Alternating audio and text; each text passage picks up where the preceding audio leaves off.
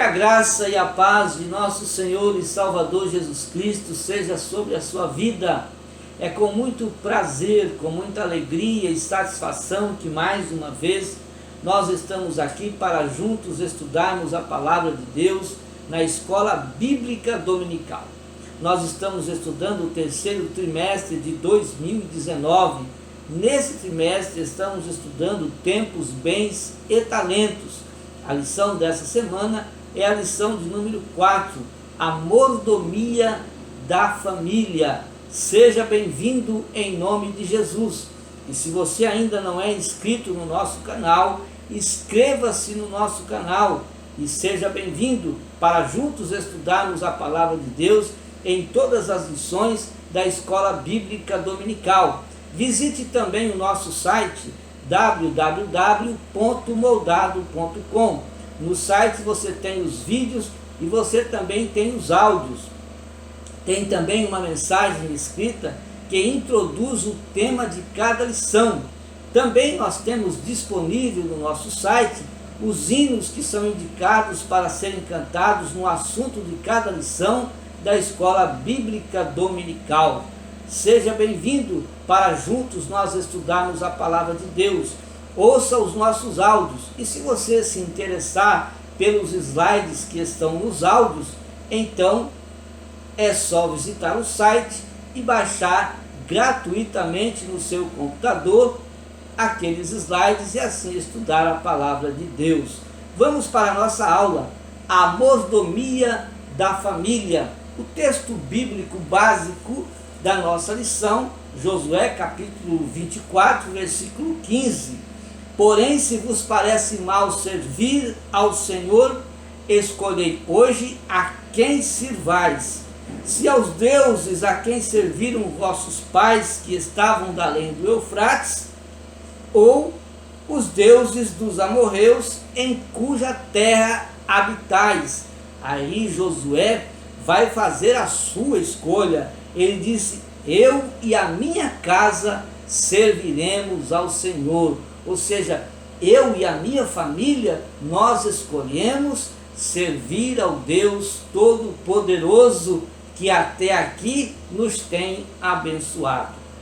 No início do capítulo 24, nós vemos que através, pela ordem de Deus, Josué então reúne todos os responsáveis pelas tribos de Israel.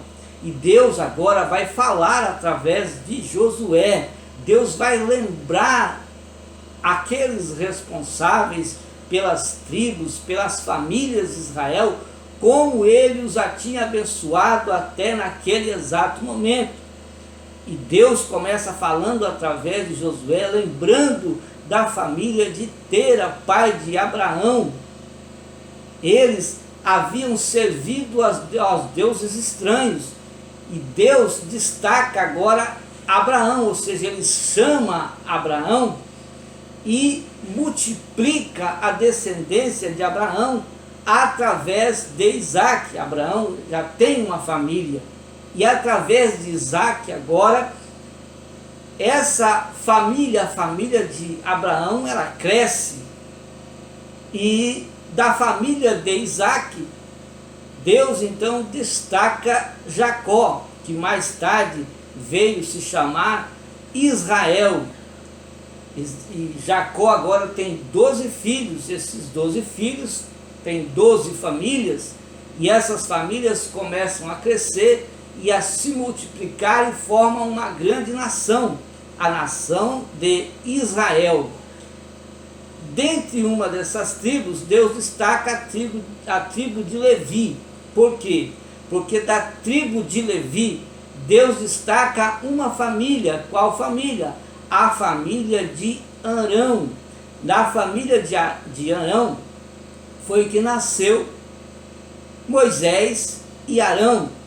Voltando um pouco para falarmos um pouco mais sobre a família de Jacó, nós vamos destacar José. José foi o filho amado de Jacó. Ele tornou-se governador do Egito e também construiu uma família. Mais tarde nós vemos que José mandou que os seus irmãos viessem com as suas famílias e habitassem no Egito, na terra de Gósen. E Josué continua falando. Aquelas famílias, elas cresceram e se tornaram uma grande nação. E depois José morreu, veio outro faraó que escravizou Israel,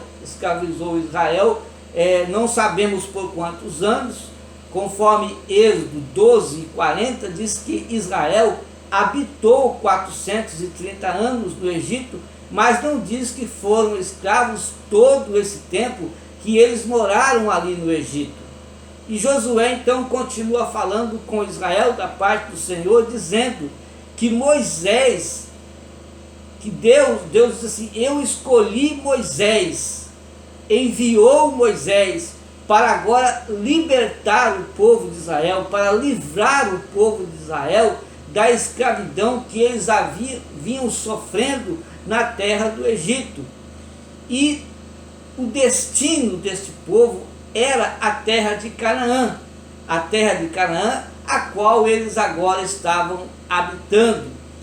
E no deserto, Deus lembra ao povo que no deserto, ainda com Moisés, Deus havia protegido as famílias israelitas, não deixando-lhes faltar nada. Conforme o verso de número 14, a maior parte das famílias israelitas, ao invés de servirem a Jeová, o Deus Todo-Poderoso, o Criador dos céus e da terra, eles estavam servindo a deuses estranhos. E Josué, no versículo 14, ele diz assim: agora, pois, temei ao Senhor e servi-o com integridade e com fidelidade. E Josué aconselha que eles deitem fora, que eles joguem fora os deuses aos quais serviram vossos pais da além do Eufrate e do Egito, e comecem a servir ao Senhor Deus Todo-Poderoso. A família é a primeira instituição criada por Deus, portanto, ela é a primeira igreja, até porque sem as famílias não existe igreja, só existe igreja porque existe uma família. Nossa família deve ser a primeira igreja depois da Igreja Universal de Cristo, ou seja, quando nós amamos a nossa família de sangue, nós demonstramos com os nossos atos, com os nossos gestos, com as nossas atitudes, que nós amamos a Igreja Universal de Cristo, que nós amamos a igreja espiritual. A nossa família de sangue, ela é terrena. A família de Deus é uma família espiritual.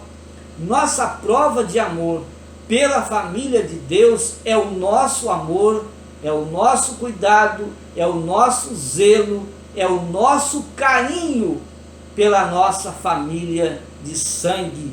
Por isso, nós devemos, com todo amor, com todo cuidado, nós devemos amar a nossa família e zelar por ela. A nossa família é a base da nossa vida nesta terra. Imagina se não fosse a sua família, se não fosse a minha família, nós não existíamos. Deus tem um propósito na vida do ser humano desde a sua concepção, nascimento, desenvolvimento e multiplicação através da família. A família é tão importante para Deus que Paulo, ele classificou aquele que não cuida da sua família. Ele classificou aquele que não zela pela sua família de ímpio, de incrédulo. 1 Timóteo capítulo 5, versículo 8. Mas se alguém não tem cuidado dos seus, e principalmente dos da sua família, o que acontece? Nega a fé e é pior do que o incrédulo. Deus amou tanto as famílias que ele as abençoou. Deus abençoou Adão, Deus abençoou Eva, mas com Abraão, Deus reforça estas bênçãos, Deus renova as bênçãos em toda a família da terra.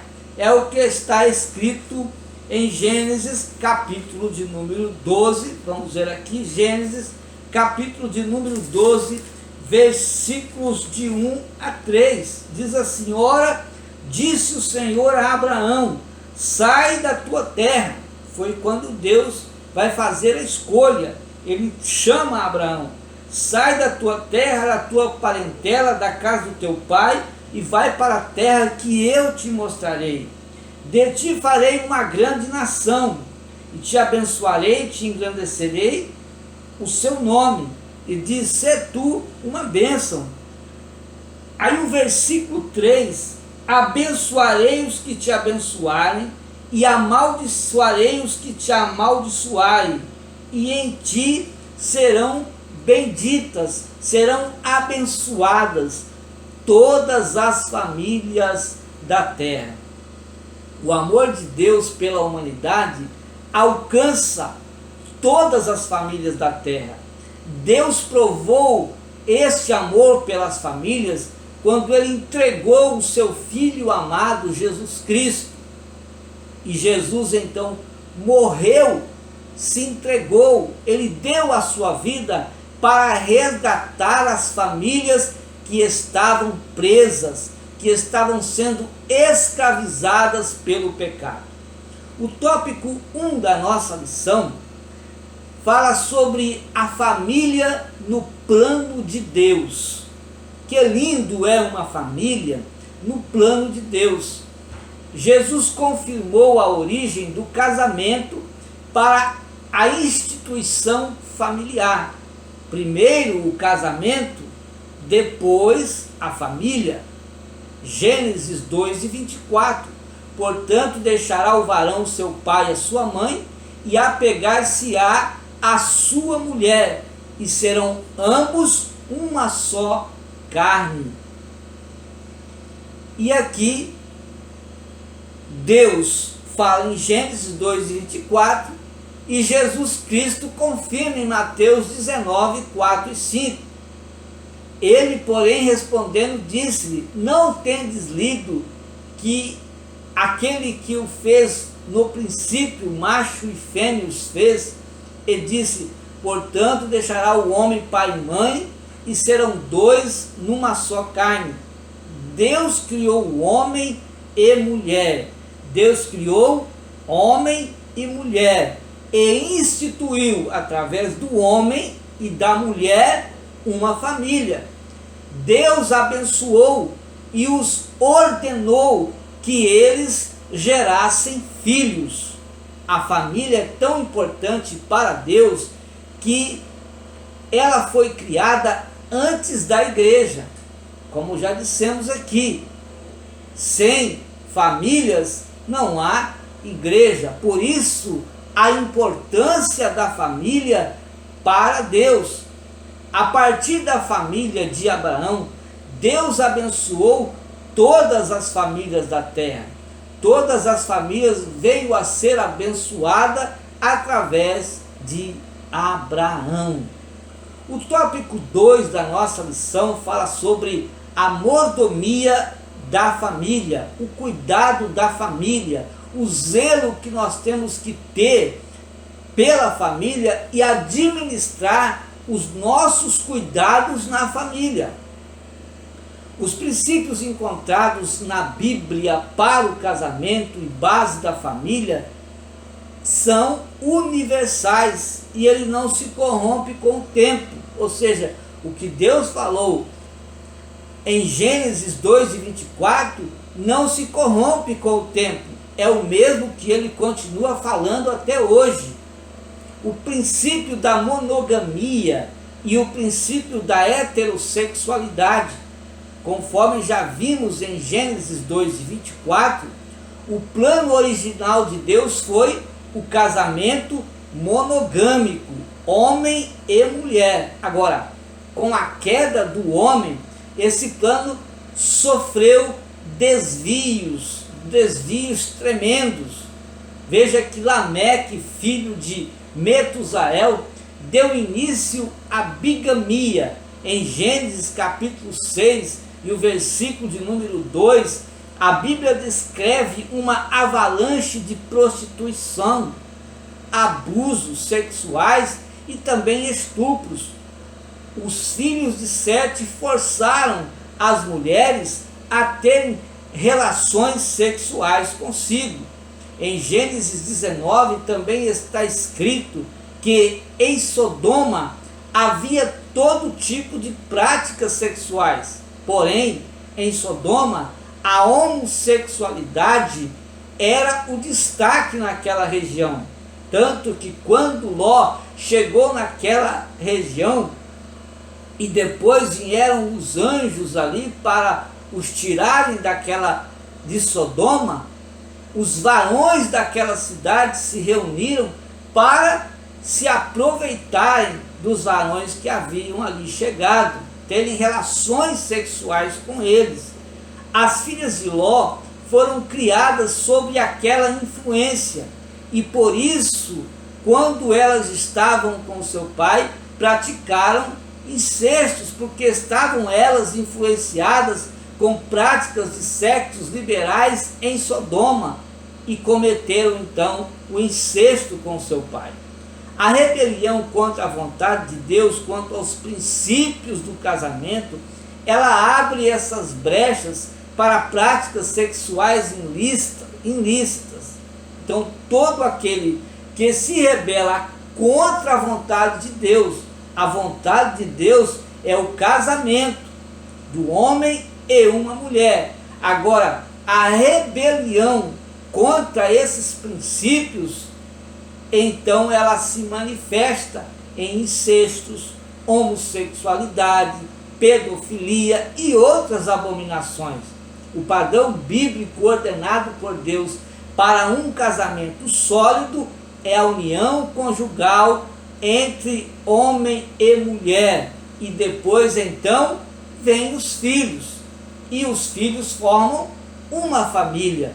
Se você colocar 2 homens, ou se você colocar 2 mulheres em uma ilha, e 30 anos depois você voltar naquela ilha, estão lá os 2 homens e as 2 mulheres, ou pode até que morram, mas não tem nada, não há multiplicação. Agora, se você colocar um homem e uma mulher, com certeza vão estar reunidos ali famílias.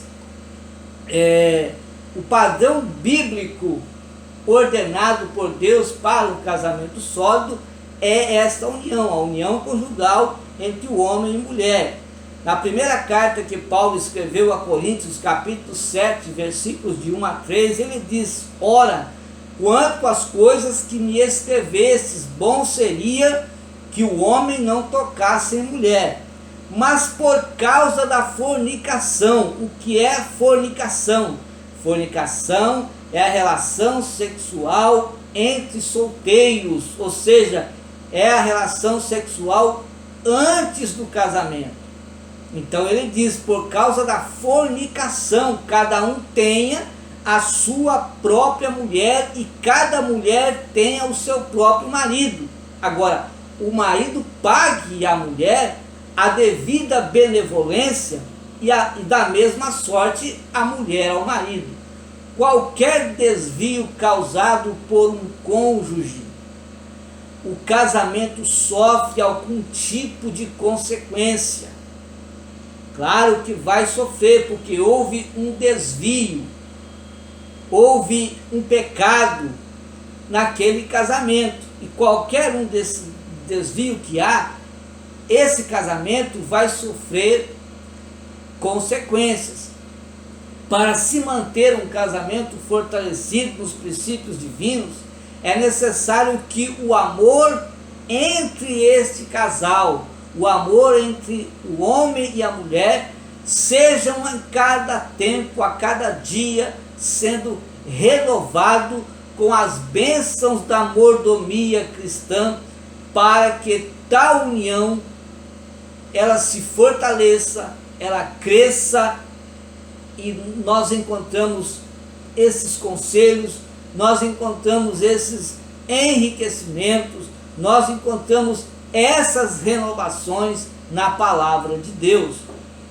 Veja que Efésios capítulo 2, capítulo 5, versículo 22 a 25 diz: vós mulheres, sujeitai-vos a vossos maridos como ao Senhor, porque o marido é a cabeça da mulher, como também Cristo é a cabeça da igreja, sendo ele próprio o Salvador do corpo, de sorte que assim como a igreja está sujeita a Cristo, assim também as mulheres estejam sujeitas a seus maridos.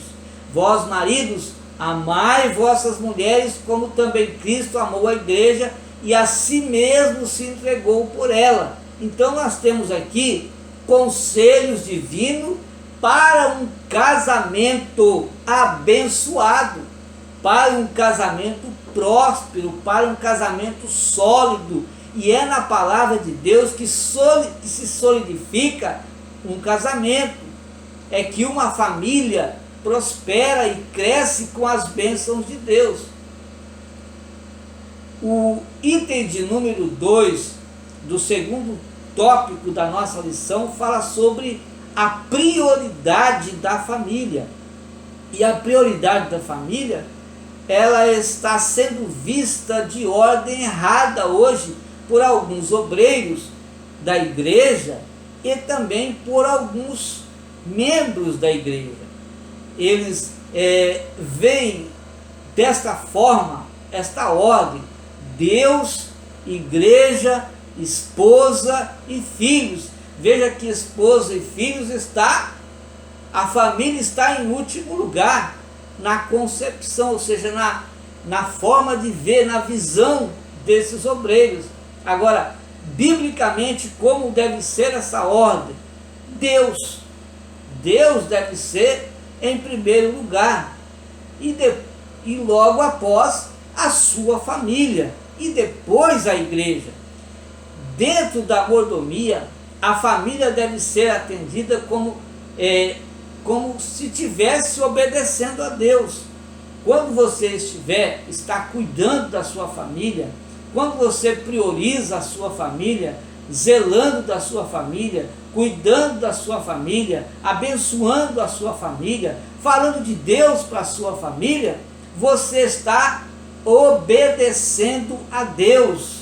É uma ordem divina que nós priorizamos a nossa família, porque se nós fortalecemos a nossa família, se cada um fortalecer a sua família, a igreja vai ser sempre uma igreja forte, porque está sendo formada por famílias fortes. Se nós fazer com que a nossa família tenha mais fé, ore mais, busque mais a Deus, leia mais a Bíblia, a igreja vai ter esse retorno e vai crescer de uma forma maravilhosa. Por isso que é importante nós priorizar a nossa família.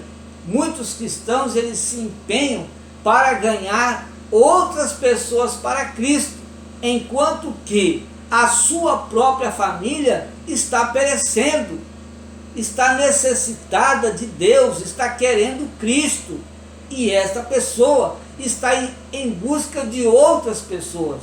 O que nós devemos fazer? Cuidar da nossa família, para que a nossa família esteja sempre na presença de Deus. Ensinar a nossa família a levar a mensagem do Evangelho a outras pessoas.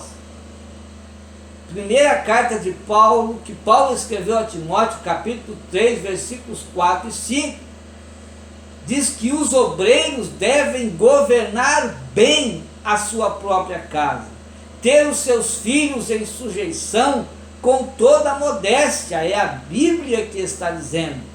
Porque se alguém não governar a sua própria casa, terá este cuidado da igreja de Deus? Foi um conselho que Paulo estava dando ao seu filho na fé, que era pastor em uma igreja, Timóteo.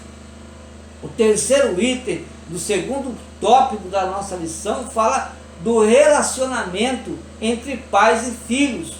Os pais devem ensinar seus filhos a palavra de Deus. Quando nós ensinamos os nossos filhos, ainda crianças, na palavra de Deus, quando nós orientamos ele, quando nós aconselhamos ele na nossa casa, ensinando para ele a palavra de Deus, ensinando para ele como cultuar a Deus, ensinando para ele como eles devem estar na casa de Deus, como deve ser o seu comportamento naquelas 2 horas de culto que nós passamos na congregação. Essa criança, ouvindo isto, ela vai crescer aprendendo que na casa de Deus é lugar de adoração, que na casa de Deus é lugar de comunhão, que na casa de Deus está presente os irmãos para louvar a Deus, para adorar a Deus, para aprender e se enriquecer ainda mais ouvindo a mensagem da palavra de Deus. Assim, nós devemos criar os nossos filhos. É um conselho de Paulo em Efésios 6:4.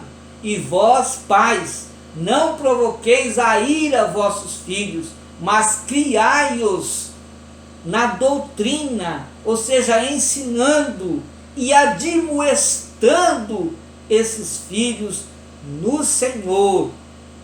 Então os pais devem ensinar seus filhos a palavra de Deus, porque são eles herança do Senhor.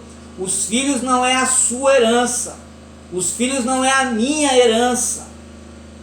Nós criamos os nossos filhos, devemos que criar os nossos filhos como se estivesse criando eles, educando eles, ensinando eles para Deus, porque eles são herança de Deus.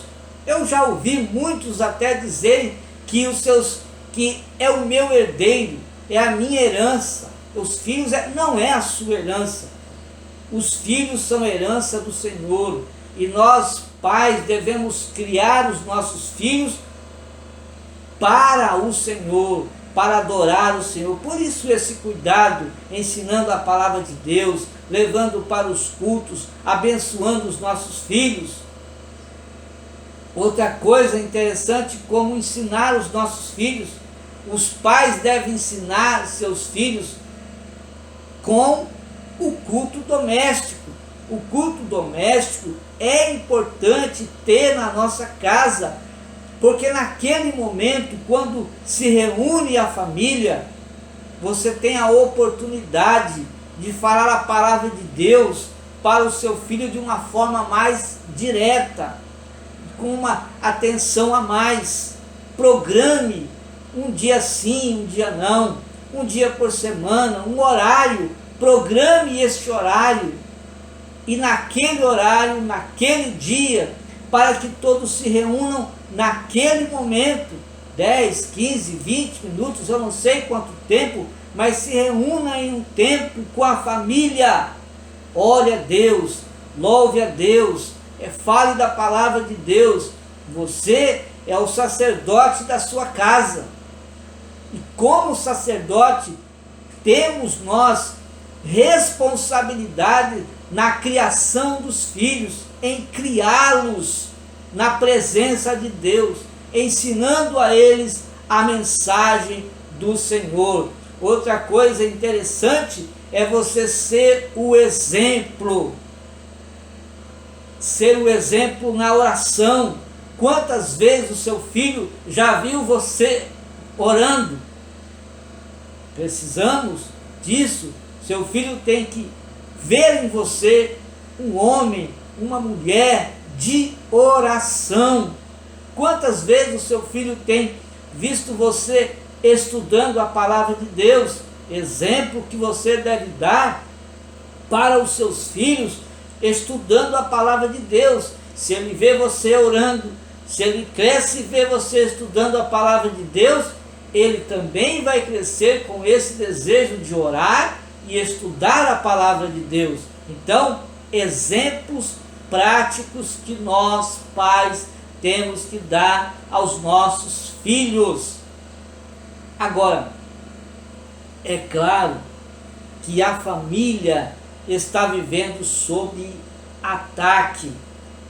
E nós vamos falar de alguns ataques aqui, ataques atuais, e é importante destacar estes.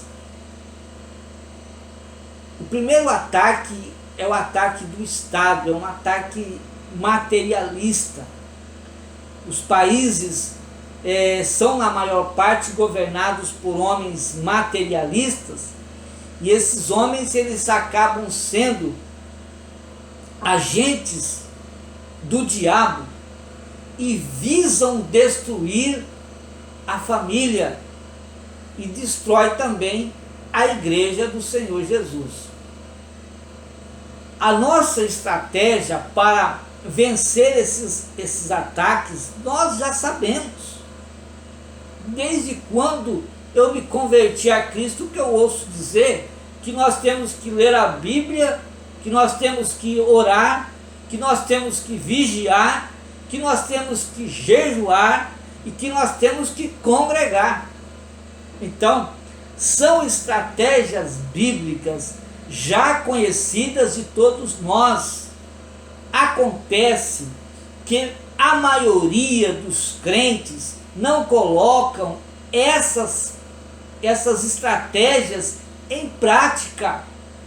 Poucos são os que oram, poucos são aqueles que leem a Bíblia, poucos são aqueles que estão congregando, que estão jejuando. Quantas pessoas já não jejuam mais? Quantas pessoas estão com as suas famílias destruídas porque parou de orar, porque parou de estudar a Bíblia, porque parou de jejuar? Então, essas estratégias, elas já são conhecidas de todos nós. Todos nós conhecemos e sabemos disso. O que temos que fazer é colocar em prática, e assim nós vamos vencer tanto este ataque materialista do governo, ou da maioria dos governos nos países. Veja bem que Deuteronômio capítulo 11, versículos 18 a 20 diz: ponde, pois, estas minhas palavras no vosso coração e na vossa alma, e atai-as por sinal na vossa mão, para que estejam por frontais entre os vossos olhos, e ensinai-as a vossos filhos, falando delas. Está vendo? É conselho de Deus. Ensinai-as a vossos filhos, falando delas. Onde? Assentado em sua casa, andando pelo caminho, ao deitar, ao se levantar. E no nosso caso hoje, na igreja primitiva, na igreja atual, levar os nossos filhos para a casa de Deus. E aí termina: e escreve-as nos umbrais de tua casa e nas tuas portas. Seja um exemplo de oração, de ensino, e o seu filho com certeza vai crescer vendo tudo isso, e você terá uma família abençoada em nome de Jesus. O outro ataque é o ataque da famigerada, é o item de número 2 do terceiro ponto, né? Terceiro ponto é o ataque da famigerada ideologia de gênero. Os defensores desta ideologia seguem a teoria de Karl Marx, fundador dessa ideia, ou seja, Karl Marx fundou esta ideia. É uma ideia comunista. E ele disse uma coisa muito ruim. Ele disse que a família deveria ser abolida. Ou seja, percebemos que era Satanás que estava falando na boca de Karl Marx. Como que se a família for destruída, se a família vier a ser abolida, então deixará de existir as pessoas. O diabo está usando homens defensores hoje, o diabo está usando homens que defendem esta ideia para que as famílias sejam destruídas. Esses defensores estão pregando que ninguém nasce com o sexo determinado.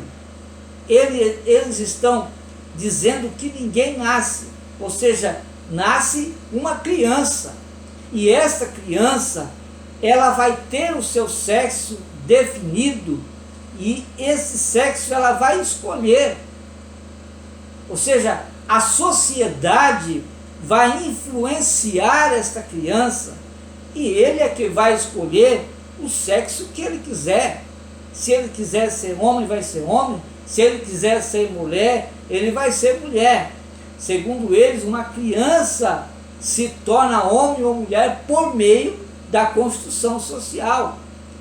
Assim nós vemos então que quem conscientiza é uma conscientização.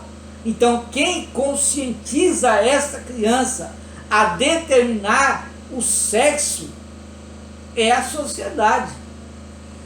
Esse ataque, ele visa destruir não só famílias, mas também destruir a identidade natural do ser humano que foi criado por Deus. Toda recém-nascido, toda criança, quando nasce, ela vem. O sexo da criança já vem determinado de uma forma natural. E aí no item de número 3 fala que este ataque também é um ataque à ciência. Um ataque a Deus, que já falamos, e também à ciência. Os engenheiros desta diabólica ideologia procuram destruir a identidade natural e biológica do ser humano que Deus criou em Gênesis 1, 26 e 27, quando Deus criou o homem. A ciência, através da biologia, ela define macho e fêmea por seus aparelhos reprodutores, ou seja, é definido através da ciência, através dos hormônios, dos marcadores biológicos e cromossomos. Eles se igualam ao sexo natural que é definido no ser. Quando a criança nasce, vê-se já se é homem ou se é mulher através do sexo que está definido no ser. Aí o que acontece? Os hormônios, marcadores biológicos e cromossomos vai confirmar que realmente esta criança é homem ou é mulher. É assim essa definição. É claro que existem muitos outros ataques à igreja, e nós sabemos como vencer esses ataques. A igreja sabe, a igreja é conscientizada, é ensinada como vencer. Se nós estamos desfalecidos, se nós estamos desanimados, se nós nos enfraquecemos diante dos problemas e situações adversas, nós sabemos como nos fortalecer, nós sabemos como nós crescemos para vencermos esses ataques satânicos. Como eu já disse aqui, desde quando eu me converti ao Senhor Jesus, e você também, com certeza, ouviu isso dos seus primeiros líderes, dos seus primeiros pastores. Se você nasceu em um lar evangélico, você já ouviu de vossos pais ensinarem que nós devemos vencer qualquer tipo de problema, qualquer tipo de dificuldade, qualquer tipo de ataque estudando a palavra de Deus, orando ao Senhor, jejuando ao Senhor, indo na igreja, aprendendo a palavra de Deus, congregando, tendo comunhão com os irmãos. Sempre nós ouvimos, a igreja sempre ouviu isto. Então, nós devemos colocar em práticas esses ensinos, nós devemos colocar em prática essas estratégias que são estratégias bíblicas encontradas na palavra de Deus. É o próprio Deus nos orientando, é o próprio Deus nos ensinando, é o próprio Deus falando conosco através da sua palavra. Não é preciso profeta falar com você, não é preciso usar ninguém para falar com você. Deus já está falando através da Bíblia Sagrada. Deus abençoe a sua vida. Deus permaneça abençoando não só a sua, mas também a minha família. E todos nós sejamos abençoados, que nossa família seja abençoada por Deus.